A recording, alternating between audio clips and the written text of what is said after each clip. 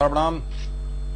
सारा समय के आरटीवी शो में आपका स्वागत है। मेरा नाम है राजीव कुमार बजाज और जैसे कि आप जानते हैं बेनजीर भुट्टो जी का कत्ल हो चुका है। उनकी हत्या हो गई आज 6:15 बजे पाकिस्तान टाइम के मुताबिक रावलपिंडी में। जी हां, रावलपिंडी में उनकी हत्या हुई। याद रहे, बड़े दुख के साथ कहना पड़ता है कि यहीं पर इसी शो के दौरान 2 तारीख को, इस महीने की 2 तारीख को पंडित आर के शर्मा ने इसी चीज की प्रेडिक्शन की थी। पंडित आर के शर्मा जी हमारे साथ ही हैं, उनके साथ भी हम बात करेंगे। लेकिन आपने ये प्रेडिक्ट किया था इसी शो में 2 तारीख को, 2 दिसंबर को, कि हो सकता है कि बेनजीर भुट्टो जी शायद इस दुनिया में ना रहें। आपने in fact the line that you used, if I remember correctly, अगर वो उनके ऊपर जो भी असैसिनेशन अटेम्प्ट होगा बच जाएंगी तो ही प्रधानमंत्री बनेंगे। अभी ऐसा है राजीव जी कि 21 जून को 1953 को वो कराची में पैदा हुई। उनके बचपन को उनका नाम उनका पिंकी था। और आपको जानकर हैरानगी होगी कि जब हम इसी कुंडली को प्रमोद जी की कुंडली के साथ मिलाते हैं तो कुंडली के विशेषज्ञ जब अगर इस बात को सुनते हो तो वो ध्यान दें कि शनि 16 जुलाई को लियो में आया जी। और इनका शनि जो है, जो इनकी हॉरोस्कोप देखी गई, इनका शनि की महादशा चली हुई है 1995 से। 1995 से इनके ऊपर शनि की महादशा चली हुई है और उसके बाद 2 साल के बाद इनके ऊपर मुसीबतों के पहाड़ खड़े हो गए। कहीं ना कहीं उनके हस्बैंड जो हैं आसिफ सरदारी, उनको भी तकलीफों का सामना करना पड़ा। उनको अपने ही देश से बेदखल कर दिया गया। और शनि ने उसके बाद में जैसे ही 16 तारीख को शनि रेट्रोग्रेड होता है, कहते हैं कि जीवन और मृत्यु भगवान और अल्लाह के हाथ में है। वो जो चाहता है वही होता है। जैसे ही नवग्रह जो हैं आपके ऊपर उनका प्रभाव पड़ता है, वैसे वैसे आपका जीवन सक्सेस की तरफ या मृत्यु की तरफ या उस तरफ जाता रहता है। तो जैसे ही 16 तारीख को लियो पे यानी शनि जो है सिंह राशि में आया, शनि इनकी कुंडली में सीधे के सीधा मार्केश हो गया। अगर ज्योतिष के माध्यम से इनको सलाह दी जाती तो इनको अपना घर ही छोड़ना नहीं चाहिए था। अगर यहां नहीं इनके ऊपर अटैक होता तो कहीं ना कहीं इनका एक्सीडेंट भी हो सकता था। और उसके बाद बड़ी बात ये देखिए कि 19 तारीख तक इनके ऊपर अटैक हुआ।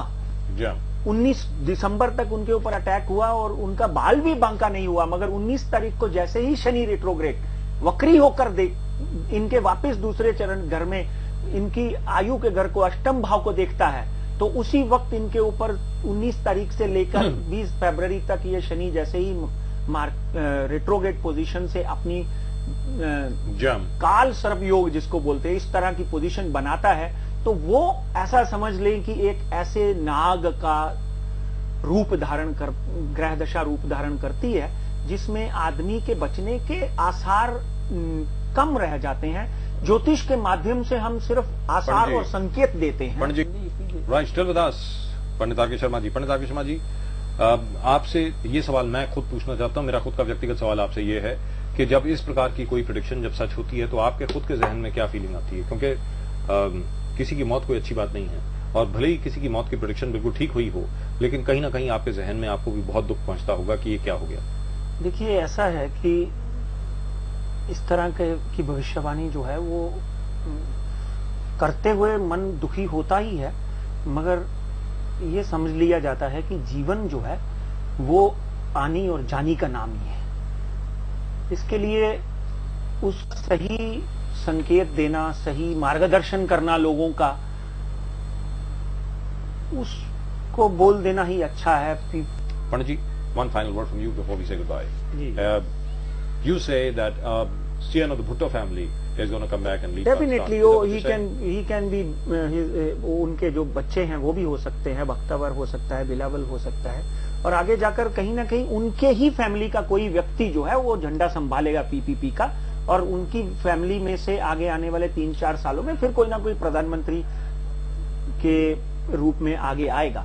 मगर यहां तक आपने एक सवाल किया था कि उनकी फैमिली के ऊपर एक पूर्व जन्म के कर्म होते हैं साहब। एक बार पूर्व जन्म के कर्मों का यह संकेत होता है कि आपकी मृत्यु जो है इस तरह होनी है, आपके पिता की भी वैसी होनी, पुत्र की भी वैसी होनी, बच्ची की भी ऐसी होनी। दोनों भाई और बेनजीर खुद और जुल्फिकार अली भुट्टो साहब खुद बड़े हिंसात्मक तरीके से उनकी मौत हुई। बल्कि उन्होंने राजयोग भी देखा, पूरी तरह पाकिस्तान के ऊपर राज किया, पूरी तरह पाकिस्तान में अपना उनका दबदबा रहा, मगर उनके अपने ही लोग उनके घातक हो गए। और यहां पर मैं ये कहना चाहता हूं कि हमारे देश में भी जो लोग राजनीति करते हैं उनको अपने ही लोगों से सावधान रहना चाहिए। उनको ये देखना चाहिए कि कौन मेरा अपना है और कौन पराया है। Pandit R.K. Sharma, having proven to be, shall we say, tragically accurate, unfortunately very accurate on this one.